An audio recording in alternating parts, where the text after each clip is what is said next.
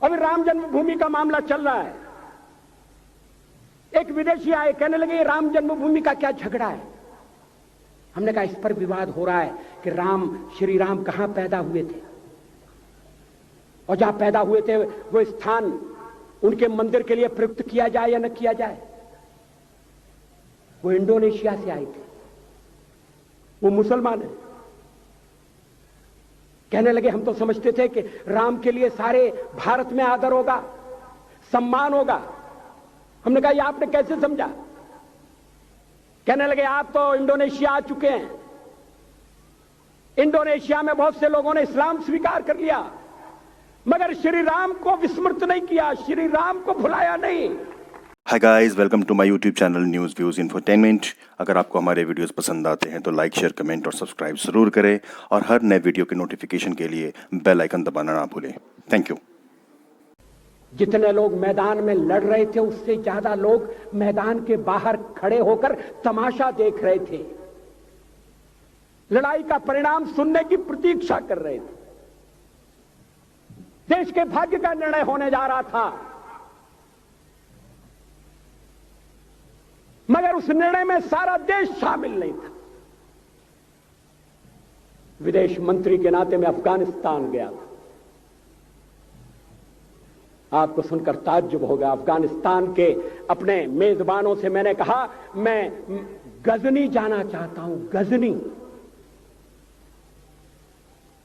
पहले वो मेरी बात उनकी समझ में नहीं आई। कहने लगे गजनी तो कोई टूरिस्ट स्पॉट नहीं है,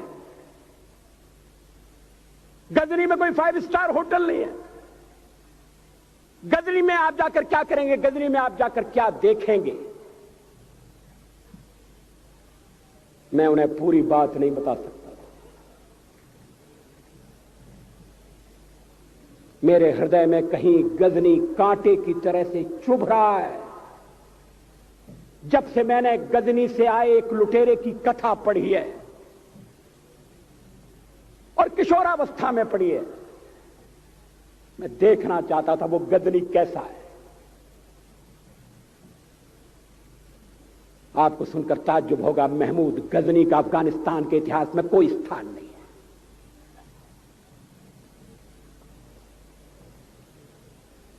गजनी छोटी सी जगह है, छोटा सा गांव है। कल्पना करिए सैकड़ों साल पहले वहां धूल उड़ती थी, झोंपड़ियां थी, मगर एक लुटेरा लुटेरों को इकट्ठा करता हुआ सोने की चिड़िया को लूटने के लिए चला आया। आपस की फूट से जो राजा है वो लड़ेगा, जो क्षत्रिय है वो लड़ेगा। हमने समाज के बहुत बड़े वर्ग को लड़ने के अधिकार से वंचित कर दिया। हमने उन्हें हथियार नहीं उठाने दिए। मार्शल नॉन मार्शल के आधार पर हमने समाज को बांट दिया।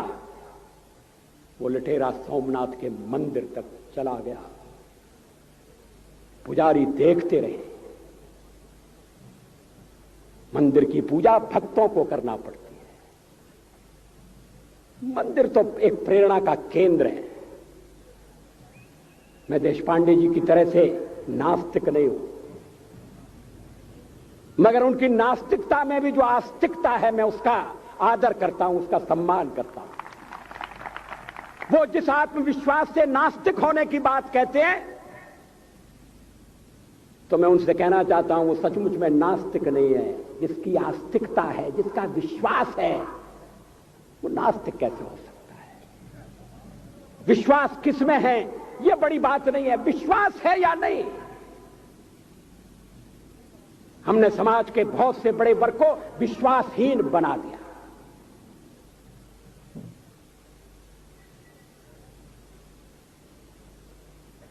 लोगों ने हथियार नहीं उठाए, वेद पढ़ने के दरवाजे बंद कर दिए। इसलिए हम पादाक्रांत हुए। अफगानिस्तान में मैंने एक बात और देखी। मुझे जिस होटल में ठहराया गया उसका नाम था कनिष्क। अफगानिस्तान एक मुस्लिम देश है। मुझे बड़ा ताज्जुब हुआ, मैंने कहा कनिष्क यहां कहां से आया? तो मेरे साथ अफगानिस्तान के विदेश मंत्री थे, मैंने कहा कनिष्क आपका कौन लगता है, कनिष्क से आपका क्या संबंध है? कहने लगे कनिष्क हमारा पूर्वज है, कनिष्क हमारा पुरखा है। He was one of our forefathers। मैंने कहा तब तो हमारे आपके पुरखे एक हैं। अफगानिस्तान के लोगों ने उपासना पद्धति बदली है, संस्कृति नहीं बदली। आज के भारत के परिवेश में यह सुनने के बाद थोड़ा विचित्र लगता है। हमारे यहां तो धर्मांतरण के साथ राष्ट्रांतरण होता है, ऐसा दृश्य दिखाई देता है। पड़ोसी देशों में ऐसा नहीं हुआ। अभी राम जन्मभूमि का मामला चल रहा है।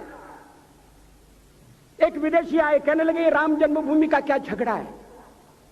हमने कहा इस पर विवाद हो रहा है कि श्री राम कहां पैदा हुए थे, और जहां पैदा हुए थे वो स्थान उनके मंदिर के लिए प्रयुक्त किया जाए या न किया जाए। वो इंडोनेशिया से आए थे, वो मुसलमान है। कहने लगे हम तो समझते थे कि राम के लिए सारे भारत में आदर होगा, सम्मान होगा। हमने कहा ये आपने कैसे समझा? कहने लगे आप तो इंडोनेशिया आ चुके हैं, इंडोनेशिया में बहुत से लोगों ने इस्लाम स्वीकार कर लिया, मगर श्री राम को विस्मृत नहीं किया, श्री राम को भुलाया नहीं। इंडोनेशिया के बाली द्वीप में 1 महीने रामायण की लीला होती है। मैं उस समारोह में जा चुका हूं। उस समय भी विदेश मंत्री मेरे पास बैठे थे। मैंने कहा ये रामायण ये क्या हो रहा है? मैंने कहा एक्सीलेंसी ये मंच पर क्या हो रहा है? कहने लगे एक्सीलेंसी आपको पता होना चाहिए।